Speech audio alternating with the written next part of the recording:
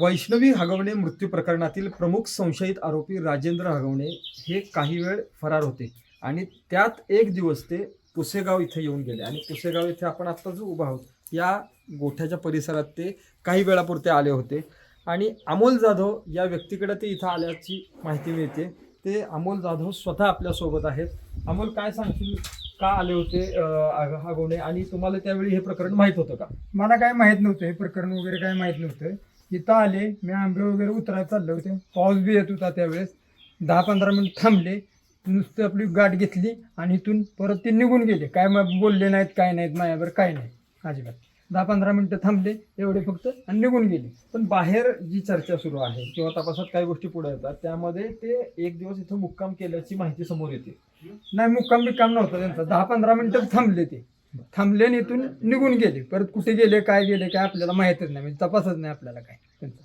तुमची त्यांच्याबरोबरची ओळख कशी? ही चुलत भाव आहे आमचा, राहुल जाधव म्हणून. त्याचा बैल आहे त्यांच्याकडे, त्यामुळे ओळख आहे अड्डे म्हणून बैलगाड क्षेत्रामध्ये.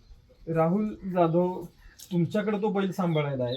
एकूण ते आले होते त्यावेळेस तुम्ही होता का आणि काय परिस्थिती होती त्यांची त्यावेळेस? ते आले त्यावेळेस नाही, मी 10-15 मिनिटांना मला याचा फोन आला आमचा, आले तिथं, मग मी आलो नंतर.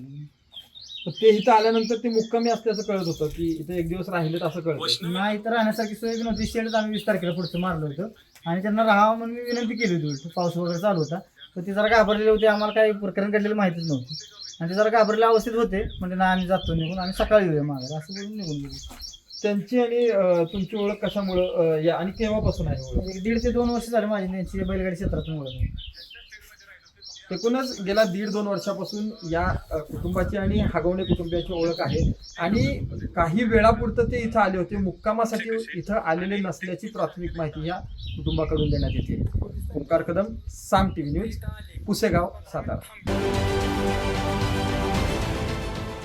देश विदेशातील प्रत्येक घडामोडींचे लाईव्ह अपडेट मिळवण्यासाठी आता साम टीव्हीच्या सर्व सोशल मीडिया प्लॅटफॉर्मला लाईक, फॉलो आणि सबस्क्राईब करा. तसंच सर्व नोटिफिकेशनसाठी बेल आयकॉन प्रेस करायला विसरू नका.